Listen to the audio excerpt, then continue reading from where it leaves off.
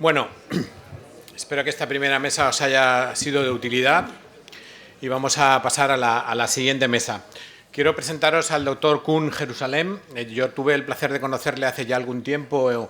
Vino a nuestro servicio muy bien avalado por la doctora Roche y nos expuso una muy brillante sesión sobre COVID.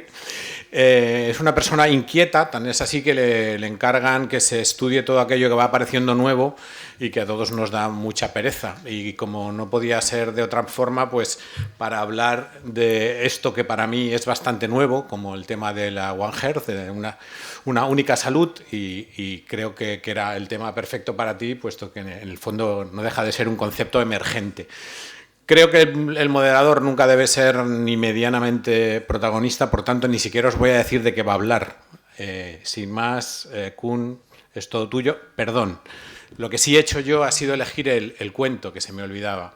El cuento es el libro de la selva, ¿de acuerdo? Y el libro de la selva es un cuento que todos conocéis.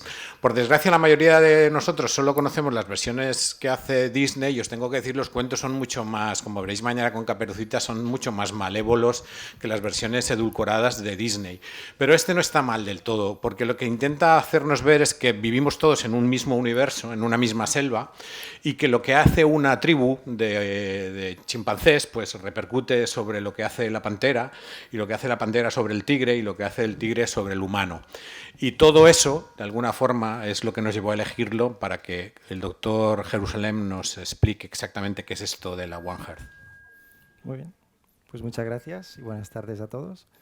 Como han dicho, voy a hablar de One Health, y lo del libro de la selva pues va muy bien encajado con la charla de hoy, porque en definitiva va sobre la interconexión de los diferentes elementos, ¿no? Entonces, la charla la he organizado un poco así. Os explicaré el concepto de One Health, que no todo el mundo está acostumbrado, y luego un pequeño cuento desde la prehistoria hasta el mundo moderno para que veáis las interconexiones entre humanos, plantas y medio ambiente. Y luego intentaré enfocar en el riesgo vascular. Normalmente cuando doy esta charla hablo de infecciones y zoonosis, pero en el riesgo vascular y diferentes temas que tienen que ver con One Health ya veréis que hay muchas conexiones. Y al final las conclusiones. Entonces, el concepto de One Health es eso, es la interconexión entre humanos, plantas, medio ambiente y animales, y que todos estos diferentes sistemas de salud están interconectados, son interdependientes entre ellos, y el objetivo de One Health es no solo de reconocer esta conexión, sino de equilibrarla y optimizarla de una forma sostenible, ¿vale? Suena sencillo, pero es mucho más complicado. No es un concepto nuevo. Yo ahora estoy dando charlas de esto desde hace más o menos un año, pero no es un concepto nuevo. Desde la antigüedad se describían ya las conexiones entre la naturaleza y la aparición de diferentes enfermedades. En el siglo XIX se describían infecciones en animales y en humanos que eran las mismas. Y luego en el siglo XX es cuando ya se dio el término de una medicina a la medicina de humanos y animales por un veterinario australiano, y es en 2004 que aparece por primera vez el término One Health, que es el que usamos hoy en día, ¿no? Pero la definición, digamos, más moderna y el plan de acción y lo que tenemos que hacer con One Health como concepto lo han avalado ya muchísimas organizaciones internacionales. Han hecho este documento el año pasado con recomendaciones de los próximos años. Y también la Unión Europea se ha puesto detrás de este proyecto, y el Ministerio de Sanidad de España también ya aboga por el uso de un concepto One Health para las enfermedades infecciosas y el riesgo vascular, por ejemplo. Obviamente One Health es algo muy amplio, entonces obviamente tenemos que elegir hoy algo muy concreto porque no podemos hablar de todos los temas que abarca, ¿no? Entonces, como dije, las infecciones es una parte muy importante, pero hoy hablaremos del riesgo cardiovascular, que está entre las enfermedades no transmisibles.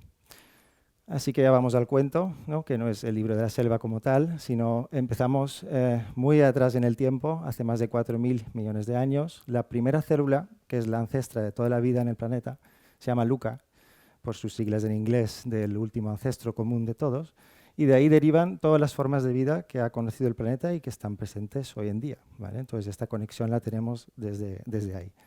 Bueno, desde la bacteria más pequeña hasta los dinosaurios y obviamente los humanos, que como sabéis estamos muy relacionados con los chimpancés, los bonobos, los gorilas, y de los diferentes géneros de homínidos que ha habido, el género Homo, ahora hoy en día solo queda el Homo sapiens, como sabéis, por diferentes razones que ahora no entraré. Y el Homo sapiens, desde los últimos 200.000 años, se ha ido expandiendo a través del planeta en diferentes regiones. ¿Y qué han visto los arqueólogos? ¿Qué pasa cuando entra el Homo sapiens en una nueva región?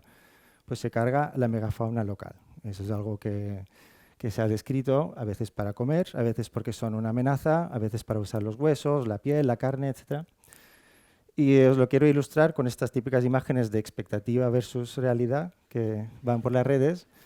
Pues aquí tenemos la imagen de qué es lo que esperaríamos encontrar de megafauna en el mundo actual, en las diferentes regiones del mundo. Es, pues, más o menos 40 especies en las zonas rojas y 10 especies en las zonas azules, ¿no?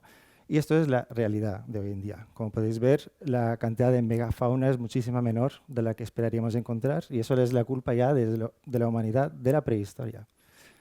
Aquí podéis ver en el libro de la selva, ¿no?, la paradoja de todo esto, porque rodeamos a nuestros pequeños con historias, cuentos y peluches de megafauna, que son los animales que más nos fascinan, que más nos gustan, pero como habéis visto a lo largo de la historia hemos tenido un impacto muy negativo sobre la megafauna. Luego quiero adelantar un poquito más en la historia la revolución neolítica, ¿no?, que tiene dos pilares importantes, la agricultura y la domesticación de animales. En la agricultura lo que hemos hecho es seleccionar alimentos con características favorables para nosotros, es decir, más semillas para que tengamos más comida, pero la planta pierde características como, pues, protección contra pesticidas, como nutrición. Entonces nosotros tenemos que aportar fertilizantes, nosotros tenemos que usar pesticidas para eliminar las plagas, y al final el valor nutritivo de las plantas cambia. Esto lo podéis ver aquí bien con el maíz original y el maíz como lo conocemos hoy en día, ¿no? Ha aumentado mucho una característica en concreto, pero ha perdido muchas otras características.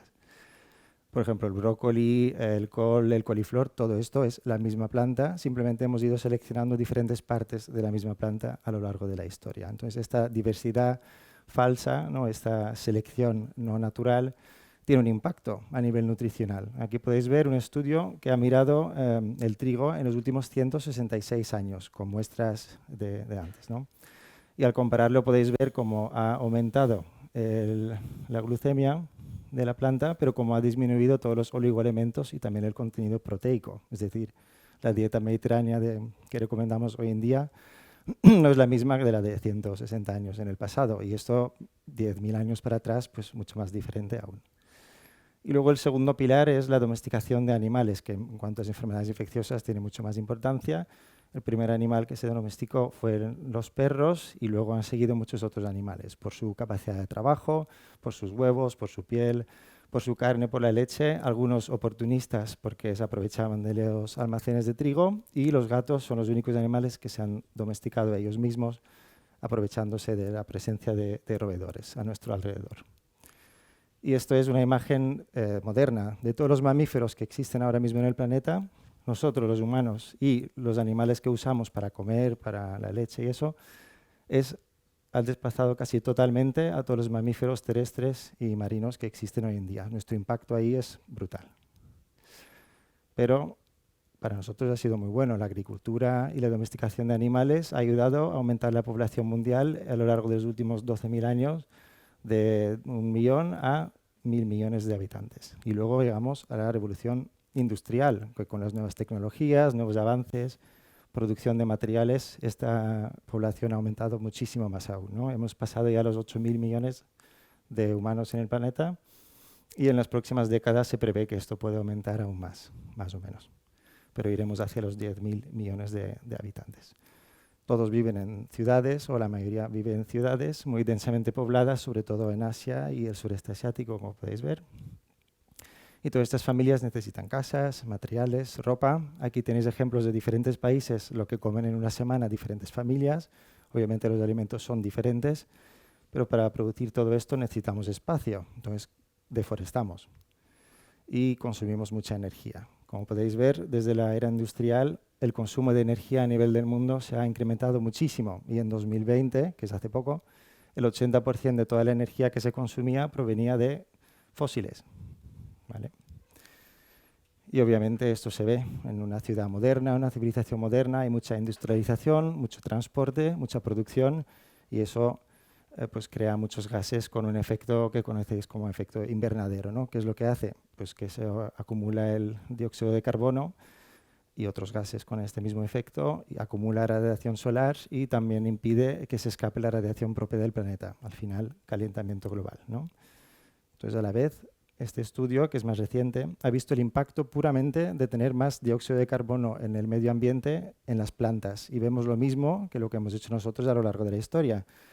Disminución de la contenido de proteína, aumento de carbohidratos. Claro, el carbono en el dióxido de carbono la planta lo usa para crear azúcar, pero va disminuyendo todo lo demás. Y no solo trigo, sino patata, arroz, otros alimentos también. Esto es puro un estudio mirando qué pasa si le doy más dióxido de carbono a la planta, ¿no? Y luego el aumento de la temperatura global. Yo creo que ya lo tenéis claro, el impacto que ha tenido esto en las últimas décadas. ¿Y eso qué significa? Pues más calentamiento de los océanos, pérdida de biodiversidad, más inundaciones, más tormentas. Para enfermedades infecciosas esto es una maravilla.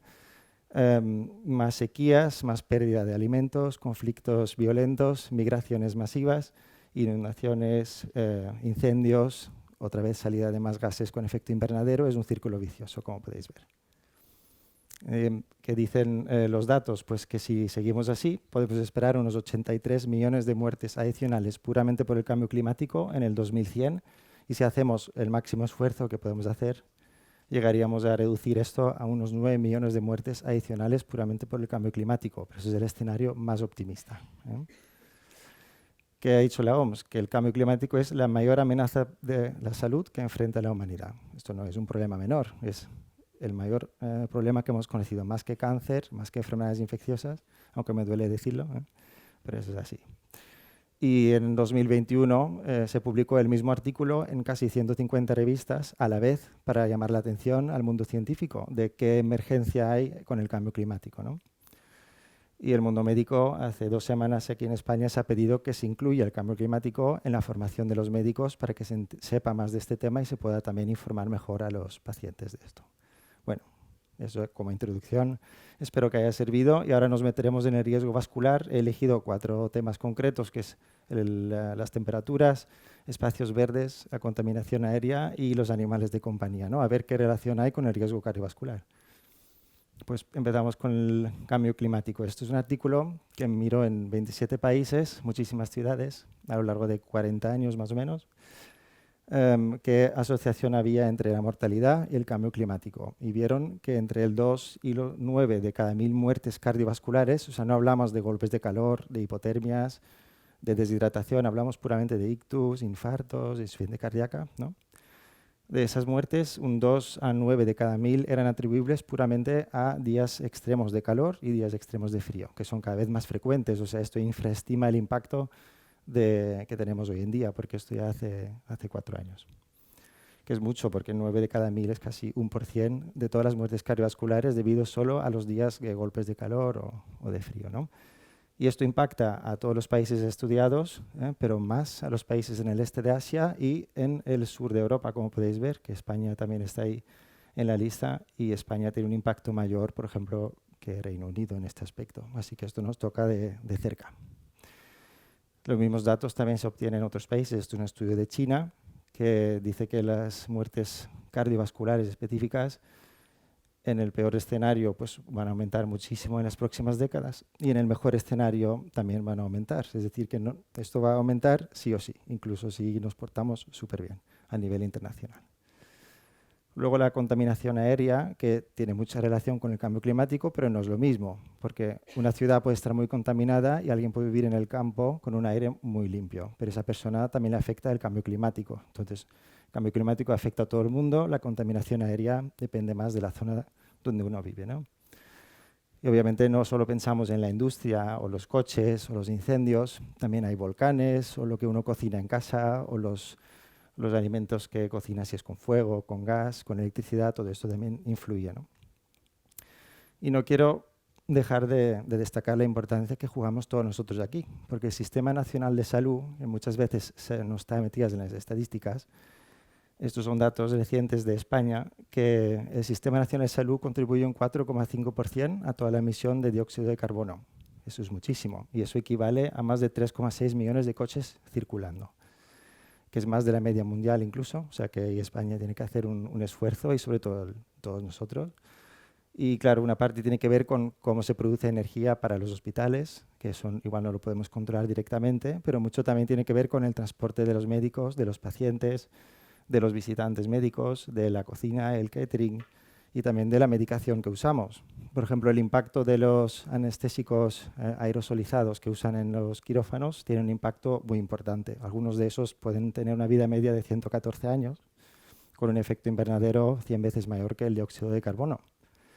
Pero eso no lo usamos nosotros. Lo que sí usamos, por ejemplo, son inhaladores, ¿no? Pacientes con asma que están bien controlados deberían llevar pues, un tratamiento de control de la enfermedad, que corticoides inhalados, por ejemplo, que tiene un impacto bastante bajo.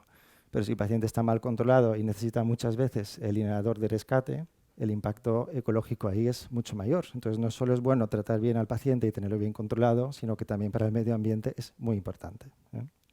Como pequeño ejemplo. ¿Qué hace la contaminación aérea? Bueno, son partículas de diferentes tamaños que podemos inhalar. Según el tamaño, la partícula llegará más o menos lejos, ¿no? Si la partícula tiene 2,5 micrones de diámetro, llega al tejido pulmonar, a la vascularización, al cerebro, al corazón, y va a aumentar ciertos marcadores inflamatorios. También procoagulantes, van a acelerar el proceso de la arteriosclerosis con todas las consecuencias que ya conocéis. Y para que tengáis una idea del impacto de la contaminación aérea en la mortalidad cardiovascular, ¿no? Podéis ver pues, terrorismo, homicidios, accidentes de tráfico, cuántas muertes causa, y la obesidad, cuántas muertes causa. Y aquí tenemos la contaminación aérea, según un estudio del 2021. Obviamente 8,7 millones es muchísimo. Este estudio es del 2019, que es un poquito menos grave en cuanto a cantidad. En lugar de 8,6 son 6,6 millones. Siguen siendo muchísimo y como podéis ver, aunque la hipertensión sigue siendo el primer factor de riesgo cardiovascular, la contaminación aérea, cuando la incluimos, supera la diabetes, el índice de masa corporal elevado, el LDL, ¿vale? El impacto de esto es muy importante. No es tan fácil como prescribir una pastilla para resolver esto. Luego, si vemos a desencadenantes de infartos de miocardio, pues de la cocaína, si alguien lo consume, su riesgo de un infarto en ese momento es 25 veces mayor que si no lo consume. Pues es un impacto muy importante, pero solo afecta al que toma cocaína. La contaminación aérea tiene un impacto en sí menor, pero afecta a ciudades enteras, países enteras, regiones enteras. Entonces, la cantidad de gente con este pequeño riesgo elevado al final conlleva muchísima más gente con enfermedad cardiovascular comparado con, por ejemplo, la cocaína, ¿vale? Luego, para la contaminación aérea, aparte de las medidas estructurales y estatales, como individuo es más difícil, ¿no? Pero cuando ya vivimos en una ciudad contaminada, el uso de mascarillas ha demostrado tener un beneficio, pero también los filtradores de aire dentro de casa, que como podéis ver en este estudio, no solo han demostrado reducir la cantidad de partículas en el aire, que eso es obvio, que eso es su función, sino que también cuando en los pacientes se mide en la sangre, cuando usan estos aparatos diferentes marcadores procoagulantes, inflamatorios o incluso la tensión arterial de los pacientes que tienen esto en domicilio es más baja, significativamente más baja incluso. O sea que esto puede ser una recomendación para pacientes que viven en ciudades de alta contaminación aérea o cuando hay una alerta estatal de alta contaminación aérea, ¿no? Luego los espacios verdes, eso parece de menor importancia. A nivel de salud mental hay muchísimos estudios que muestran su beneficio. Disminución del deterioro cognitivo, mejora del estado mental en cuanto a menor depresión, por ejemplo. Pero a nivel cardiovascular también hay estudios. Como podéis ver, en este estudio se ha visto desde 2022, es bastante reciente, una reducción de la mortalidad cardiovascular cuando se aumenta la concentración de espacios verdes cerca de los pacientes, ¿no? O las personas. Son efectos de mortalidad y de incidencia de ictus, pero bueno, de mortalidad que son endpoints duros que ha demostrado. Y no es solo el hecho de tener espacios verdes cerca, sino la distribución, ¿no? La concentración, porque el efecto que hacen los árboles, aparte de que son bonitos para ver, pues también evitan la contaminación aérea y mantienen la contaminación dentro de las carreteras y no se va dispersando por las zonas donde habitan las personas, ¿no? Este es un estudio de Canadá, también de 2017, más de 1 millón de personas en el ensayo, 30 ciudades diferentes, y como podéis ver que cuando va aumentando la distribución de áreas verdes a 250 metros, que es lo que se llama accesible de un domicilio, cómo va disminuyendo la mortalidad, ¿no? Global. No es solo suficiente tener espacios verdes, sino también el tiempo que uno pasa en ellos. No solo es verlo por la ventana, sino que hay que ir a los parques y a las zonas verdes y estar ahí.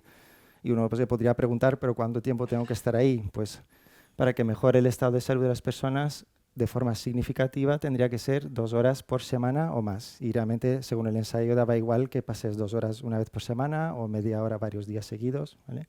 Pero por lo menos 2 horas por semana en espacios verdes es lo que mejora el estado de salud. Y no solo a nivel cardiovascular. Esto es un ensayo de pacientes postquirúrgicos en una habitación del hospital con unas vistas a una pared y otros con vistas a un espacio verde, y usaban menos opioides y se iban un día antes de alta. ¿Sabéis lo que significaría si todas las colecistectomías de Valencia se meterían en una habitación con vistas verdes en lugar de una vista a una pared? Eso, el impacto es brutal, pero no se suele hacer. Y esto es un estudio que se ha hecho de nuevo en 2009 en Corea, usando lo mismo. Mira, si tengo un hospital y no tengo vistas a áreas verdes, ¿qué hago? Pues pon plantas en la habitación. En este caso seleccionaron las plantas de diferentes tipos y tenían el mismo impacto. Menos opioides, pacientes más felices, anotaciones de enfermería más positivas sobre los pacientes y un alta de mediodía un día antes. ¿Vale?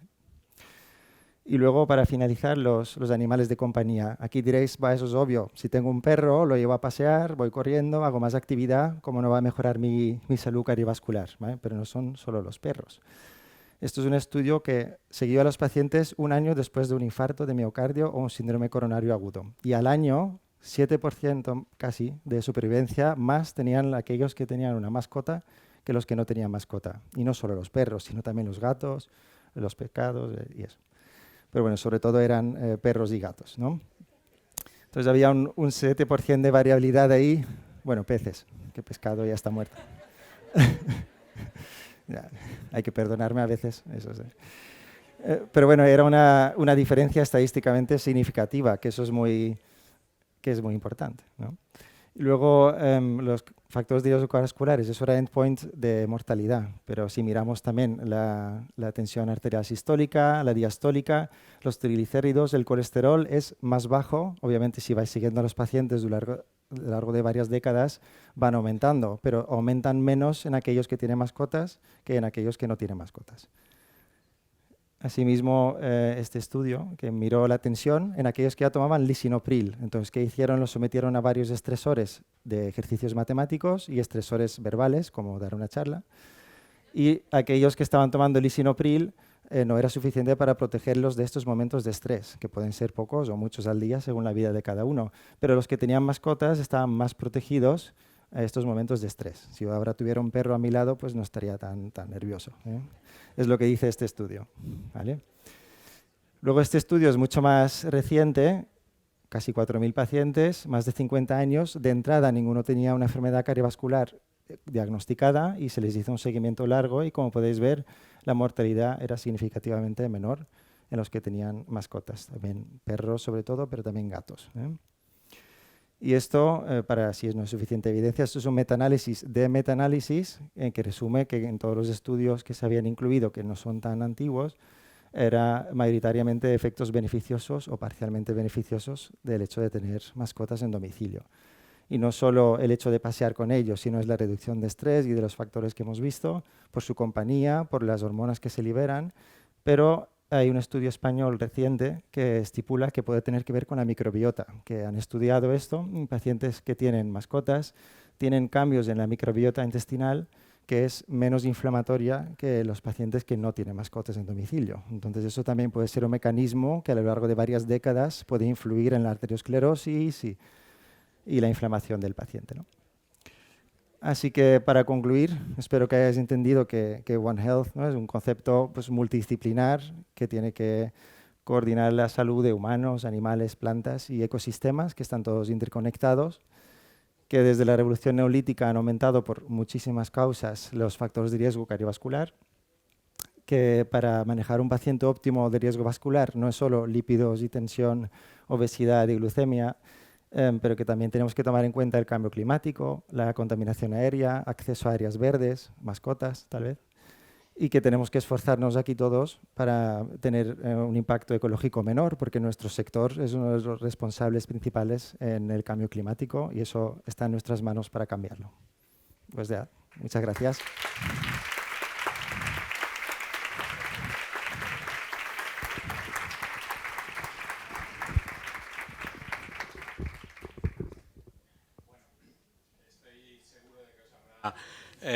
Gustado la conferencia y que seguro que además tendréis algunas preguntas para el doctor Jerusalem. Mientras el público se anima, yo me tomo unas pequeñas notas de todo lo que tengo que hacer cuando llegue a mi casa. Tengo que comprarme un gato y... No, pero el perro es que hay que sacarlo a pasear y ha dicho que era significativamente... Hay un estudio que no he enseñado, que es que la mortalidad, no lo he enseñado porque es más complicado, pero ahora tenemos más tiempo, que en los jóvenes de 40 a 65 años los gatos tenían un efecto más protector y de 65 años por encima o gato y perro o perro solo era más protector comparado con no tener ninguno. Bueno, te estás poniendo ya en unos temas difíciles. Ya. Cada cual que elija el animal que le convenga según su edad. No voy a decir aquí cada cual que levante la mano. Bueno, me tengo que comprar también un purificador de aire. ¿No? Bueno, eso aplica mucho en varias ciudades de Asia donde la contaminación aérea es muy grande. Hay páginas web donde uno lo puede seguir a diaria. Y en Valencia, la verdad que, sobre todo en la zona más cerca de la costa, no está tan mal. Entonces, ahí el beneficio no estaría igual de demostrado. Pero en los momentos que el gobierno dice hay más partículas porque hay vientos que vienen de una zona u otra, sí que puede ser interesante. ¿Sí? Muy bien. También el doctor Morillas, como endocrino, está aquí. Hola, sí. He visto también que el tamaño de la mazorca importa, pero yo lo dejo ahí. Has recomendado las más pequeñas, ¿no? Porque las grandes eran como que tenían menos riqueza nutricional, ¿no? Para las plantas. Sí.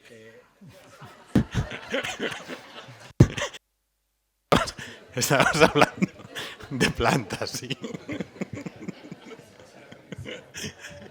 Sí, bueno, era sobre todo la calidad de las plantas que están ahí, ¿no? En muchos hospitales, no sé si en los hospitales de todos los que estamos aquí, pero lo que se ve mucho es que las plantas se sacan de la habitación por la noche, eso no tiene ningún sentido. La planta produce muchísimo más oxígeno de lo que consume por la noche. Y porque sacamos las plantas y no sacamos a los acompañantes que gastan 500 veces más oxígeno y produce muchísimo más dióxido de carbono. Entonces, científicamente eso no tiene ningún sentido. Y tienen un beneficio demostrado las plantas. El sacar las plantas no tiene ningún beneficio demostrado, si queremos ser más serios. Siempre se nos decía que el tema de las plantas también, a ti que te gusta mucho también el tema de las infecciones, estaban, digamos, prohibidas de alguna forma en los hospitales por la posibilidad de ser portadoras pues, de esporas de algún hongo o de algún... ¿Podrías explicar un poco esto? Sí, no, entonces había un miedo que las plantas y regar las plantas y tener aguas estancadas sería un factor de riesgo para infecciones, sobre todo aeromonas, pseudomonas, que vivirían en esos ambientes, pero eso no ha demostrado en ningún paciente dar una complicación intrahospitalaria ni prolongar la estancia. Entonces, si miramos los datos, pues los beneficios superan los riesgos. ¿Hay alguno de vosotros? El doctor Morillas. Me ha encantado sobre todo porque me has abierto la mente para muchos de los problemas. Por lo menos es bueno que ponencias nos hagan reflexionar y ver hacia dónde vamos y hacia dónde queremos ir. Pero me ha llamado mucho lo de la microbiota, contener eso. Mira que veo microbiota y he dado aquí una charla, yo creo que hace 10 años cuando hacía Diego, de modificación de la microbiota por tener mascotas. ¿Se ha analizado qué hábitos tenían en ese? Porque yo lo veía antes cuando eran familias numerosas, compartir el chupete de los niños, mejorar la diversidad de la microbiota. He visto que es mejor microbiota con mascotas. ¿E infecciones? Ya que te interesa mejoraba la microbiota, pero a lo mejor había más infecciones intestinales, porque sí que... No en este estudio, no. No había más infecciones intestinales o zoonosis por el contacto con los animales, no. Es un pequeño riesgo que siempre está ahí y a nosotros nos gusta cuando encontramos alguna zoonosis, ¿no? Pues toxoplasma o alguna infección intestinal, pero no se ve en los estudios. Y si se ve es mucho más raro que los beneficios, que sí que son mucho más frecuentes en los que tienen mascotas. Así que lo mismo, al final los beneficios superan los riesgos. Bueno, me llama también mucho la atención que, claro, es que presentas datos de endpoints duros, quiero decir, de mortalidad en cardiopatía isquémica y con cifras que hasta hace no demasiado no teníamos fármacos que modificaran las evoluciones vitales de nuestros pacientes, ¿no? Entonces, a modo un poco de resumen, quiero decir, ¿qué podríamos hacer nosotros, cada uno de nosotros, por mejorar este One Health? A ver, para los animales es más difícil porque tampoco vamos a salir con la recomendación de comprar perros o gatos. Además, con la nueva ley de protección de animales quedará más limitado en la cantidad de mascotas que uno pueda tener o el tipo de mascota. Entonces, las recomendaciones de Estados Unidos creo que sí que ponen en beneficio probable lo de tener mascotas, pero tampoco recomiendan la compra de una mascota solo por el objetivo cardiovascular, ¿no? Puede ser un beneficio, pero no es una recomendación para los pacientes, ¿eh? Y luego en cuanto a las plantas, igual es más fácil, ¿no? Igual en los hospitales, hay unos hospitales, por ejemplo en Singapur, que tienen montados todo el hospital de una manera muy verde, que todos los pacientes tengan visibilidad a zonas verdes, acceso a áreas verdes, ex pacientes del hospital que vienen a regar las plantas en el techo y tener así conversaciones entre ellos, que al final tienen beneficios que son mucho más amplios que puramente la tensión y el estrés, ¿no? Que es mucho más holístico y es bonito, pero montar eso de un día para otro no se puede hacer. En cuanto a la contaminación aérea, pues ahí cada uno de nosotros también puede contribuir en el día en día y luego a nivel del hospital. En el mío se acaba de crear una comisión de medio ambiente, que este jueves tenemos una primera reunión para ver qué medidas podemos tomar a nivel hospitalario para reducir el consumo y la contaminación, ¿no? Entonces eso se puede hacer activamente, porque como habéis visto es un problema urgente, esto no es algo para abarcar en 30 años, ¿no? Esto ya está afectando a las vidas y la enfermedad cardiovascular hoy en día y lo va a hacer cada vez más si no actuamos. Muy bien. ¿Alguna pregunta por parte del público? Bueno, pues vamos a tomarnos un café y adelantaremos la vuelta a la media, ¿de acuerdo? Nos vemos aquí a las 6:30. Muchas gracias.